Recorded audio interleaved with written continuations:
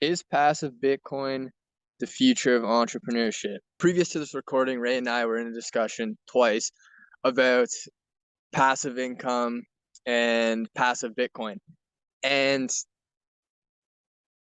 the idea of passive income is freaking baller.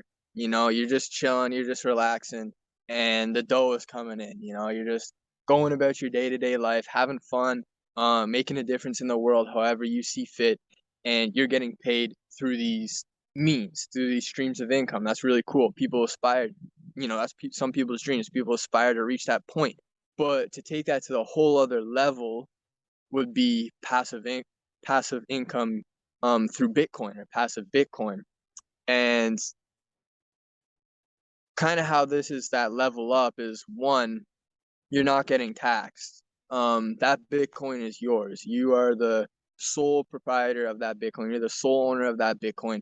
Nobody can dip their fingers in and take a chunk of it. So any income you earn passively through Bitcoin is yours and it stays yours. And not only that, if you're earning passive income at a decent rate, like you're earning a solid amount of passive income, you probably aren't working a job and you're probably going to be traveling the world or doing something fun, probably going to be moving around a lot, um, experiencing the world, right? So Bitcoin is known for its flexibility. It's known for its ability to just be anywhere. So for example, you're just chilling in Thailand, right? Making your passive Bitcoin, chilling in Thailand. You don't have to convert from USD to Thailand dollars with an erroneous fee and the time it takes to get from USD to Thailand dollars. You have your Bitcoin on you at all times. All you have to do is go to a local Bitcoin machine, trade in for some cash and get some great Thai food or something. Or then next thing you know, you're in Argentina or Switzerland, and you're walking the streets of Switzerland. You want to go to a local Gucci shop or something, pick up a Gucci belt. You don't have to switch from Thai dollars to Swiss francs. You can just you know go to the local Bitcoin. There's Bitcoins freaking, they're globally, bro. Bitcoin ATMs are global at this point.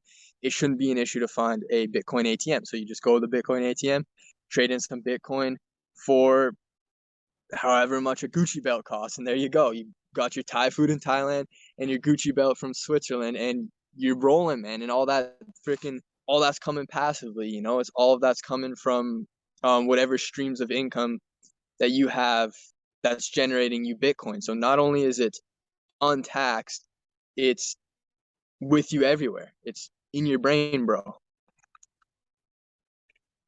And in your brain, Austin means that if you remember your seed, which is either your 12 or your 24 word key, you can recover your Bitcoin even if you Yeah, lose your wallet. So by having it in your mind in that way, you're bringing your Bitcoin with you even without hardware for when you get new hardware. Having Bitcoin, it cuts out the Swift system instantly. So right there, you're saving money if you're traveling abroad and you've got to, or you're sending money to family who are abroad.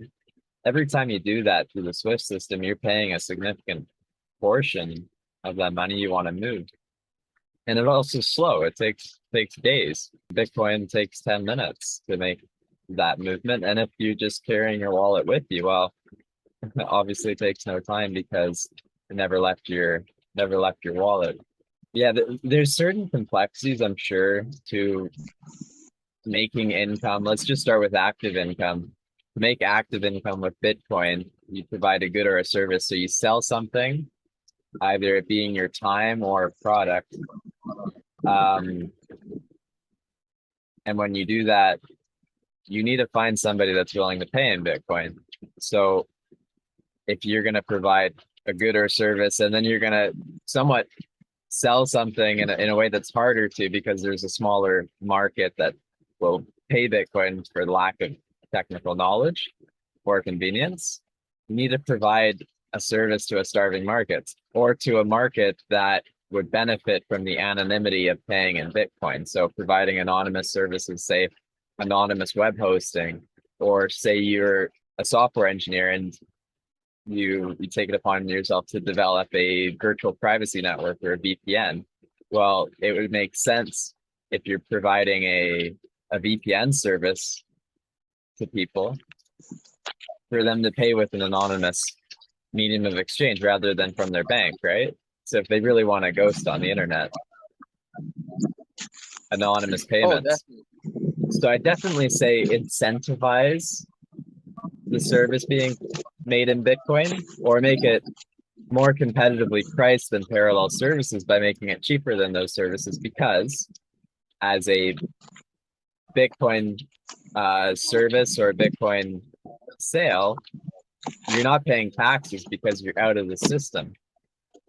So you can price more competitively versus your competition. I'd say there's a lot of opportunity for Bitcoin income. I'd say there's a lot of opportunity for Bitcoin passive income, especially for developers, because they're able to work with that medium of which Bitcoin is in, which is cyberspace. But I do hope that as this trend catches on, we don't see so much of this parasitic passive income, because a lot of people will just like program a trade bot or things like this. And my issue with that is that it doesn't actually offer anything to society. It's so individualistic in the sense that it's only taking, it's not giving back. And so we get stuck in this digital matrix whereby Mm, there's the illusion of creating wealth, but at the macro level, we're just that. It's just a matrix, it's an illusion, and no real world wealth or conditions of living are being bettered or created. And well, that's how you go into a financial collapse, right? Is when everybody is getting super rich but not actually doing anything. yeah, yeah. So the idea or the goal would be to generate wealth on a macro level, and in hopes of kind of automating that, like you were saying, there's like the parasitic passive income, which would be those trade bots, or these kind of grimy ways to make passive Bitcoin. Which sure, you're making passive Bitcoin, but it's not providing for anybody. It's not providing a service, a good.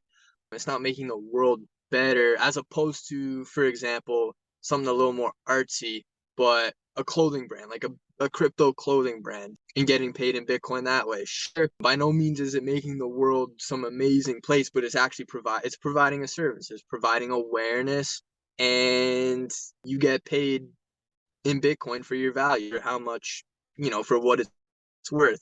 And that's more productive, a more positive way to make passive Bitcoin than per se the trade bots, the more like kind of just grimy, parasitic way about it. Yeah, with Bitcoin checkouts, there's so many things that can be done. I mean, a few months ago, I purchased internet web hosting with Bitcoin, just straight up. Oh, And the way that worked was the website had basically a credit system. So I was able to purchase imaginary US dollar credits with that company by paying them in Bitcoin. And then I could use those credits within their service to pay for web hosting. So that was pretty cool to see that sort of interesting. thing's unlocking. I mean, mailing services like Proton Mail. So you can buy Proton Mail Pro with Bitcoin now.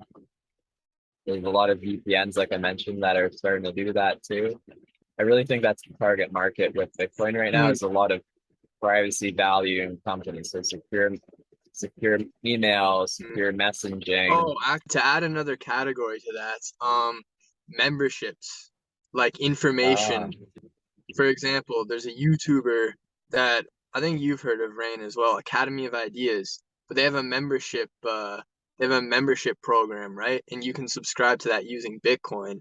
And that's one method right there, selling information that you've produced in exchange for Bitcoin. Or there's also another place, and I've bought these guys merch called Bitcoin Movement. I think it's bitcoinmvmt.com. They basically make a bunch of like Bitcoin hat shirts, all sorts of cool shit. They take Bitcoin, of course. They take, they're Bitcoin movement, so they take Bitcoin. But just another another way to make Bitcoin aside from software.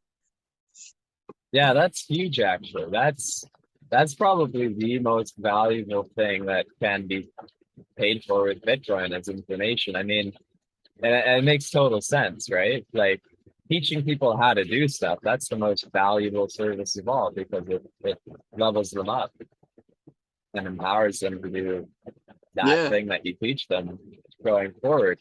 And it's so duplicable, right? Like even what we're doing right here, although obviously we're not charging for this is just fun, right?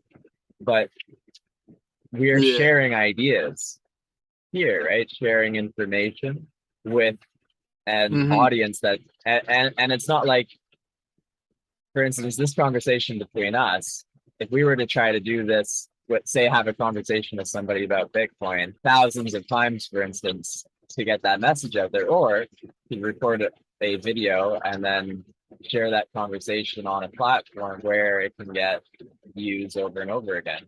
Oh yeah. It makes Exactly. sense for very knowledgeable people to share their expertise in the form of a recorded course, which we do see, share that on their website, and then it's duplicable. People can come to that website, pay for the course, and then you're in a passive income based on selling information rather than time. Yeah, and it provides real value, like you said. Like that is something that is just genuinely inherently valuable.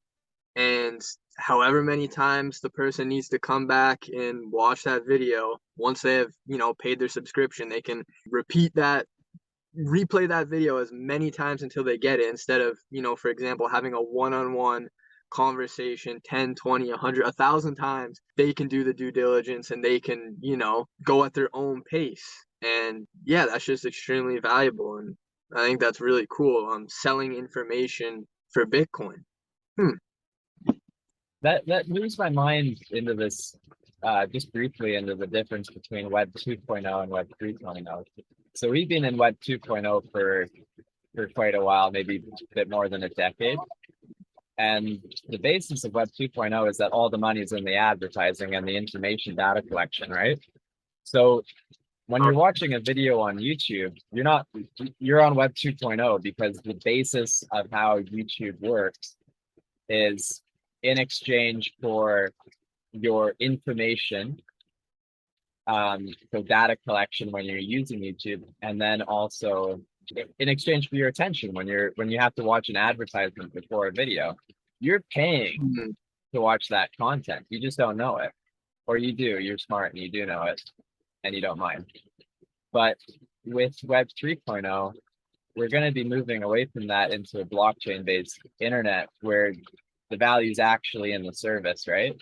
So there's a crossroads whereby, say, oh, you don't care about privacy, you don't care about where your data goes, you don't mind it if big tech collects all the data about your brain and then advertises to you and then sells that advertising to people that want to pay for those ads, and lack of privacy, the whole digital matrix stuff.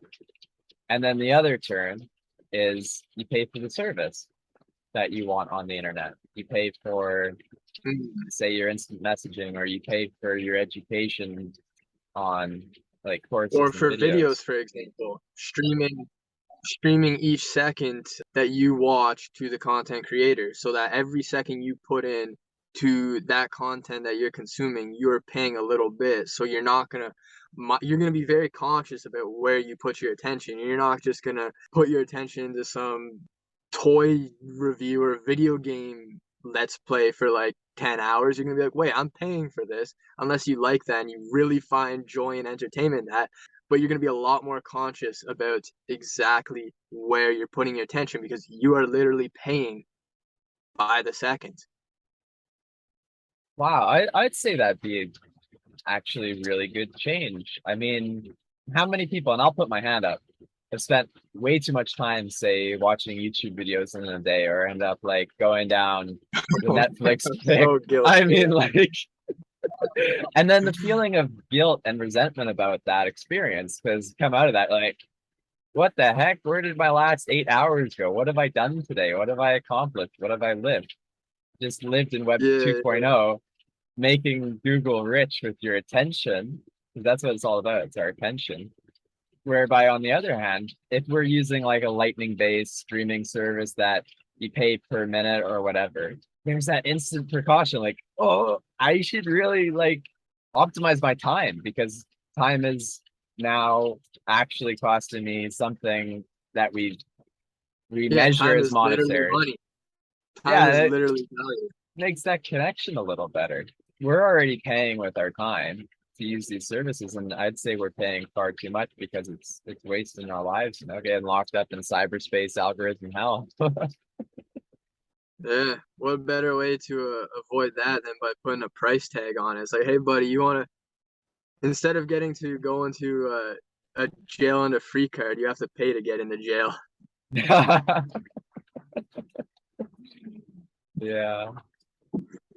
And you know what Yeah. else with that shift, right? Is then the internet no longer becomes a place where it's just constant dopamine stimulus to grab your attention to keep you plugged in for as long as possible to make more money off of your attention to advertisers, and the place where you go to be advertised to be brainwashed to think that you need a certain something to make you happy. So it just Yeah. pulls the user out of that whole matrix tunnel. Perhaps that would put us all in a better position to have the digital realm serve the physical realm rather than vice versa.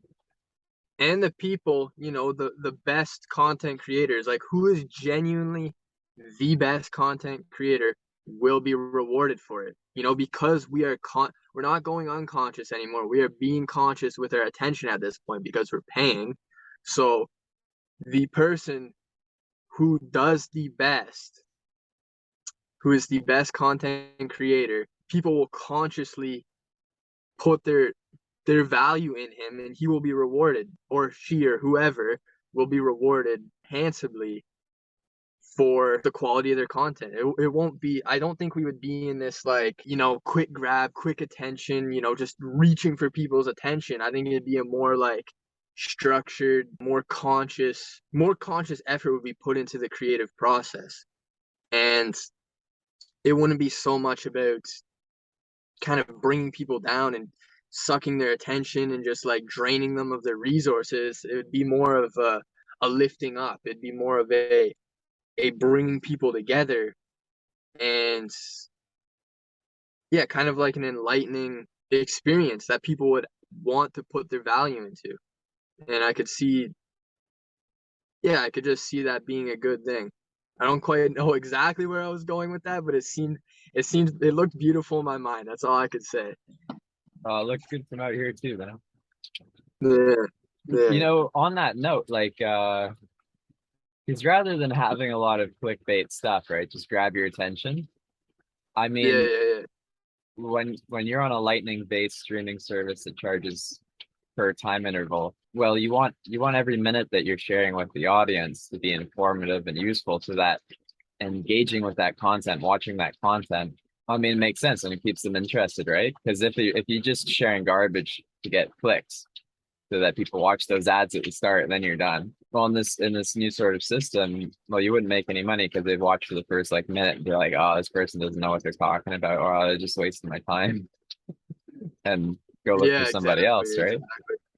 And I don't think Yeah, this has to be expensive to use. I mean, we're seeing messaging services coming out that are lightning based, whereby people will be able to send a message instantly with full SHA-256 encryption for a fraction of a penny. Like mm, like mm. nothing. And with that in place, people would be a little more conscientious about the messages they send. And for example, you take this to email. Well, if you're trying to scam people, if you're one of those scam emailers, you're gonna be a little more picky about who you're scamming, so you're not just sending like 10,000, like 100,000 freaking emails because you're paying for that, buddy. So that would just root out scammers right there, or at least a big chunk of it, at least. And how that could tie back into the whole passive income or passive Bitcoin stream is, for example, you're a content creator, you put out your content, it's good, people are enjoying it, you get paid for the amount of quality content that you put out and how and the attention that you're able to bolster and lift up. So you get paid exactly for that. You put out your content, you're getting paid, and it's passive, bro. Like in Bitcoin, right there. That's perfect. And there are some more obvious passive income methods with Bitcoin. So I'd say the most obvious format is mining Bitcoin. Oh yeah, Surprised that hadn't come up sooner. You know, your bread and butter passive income with Bitcoin is mining it, and it doesn't get much more passive than running these computers in the background. But with Web 3.0 coming around the corner, and more decentralized Lightning-based services coming about, running a node, I think, is going to become more profitable because essentially you're acting as yeah. a server for that network, and there is rewards in that.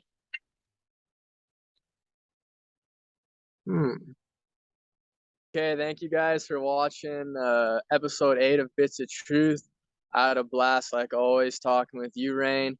Feel free to drop a like, feel free to subscribe, comment down below. We'll get back to you guys.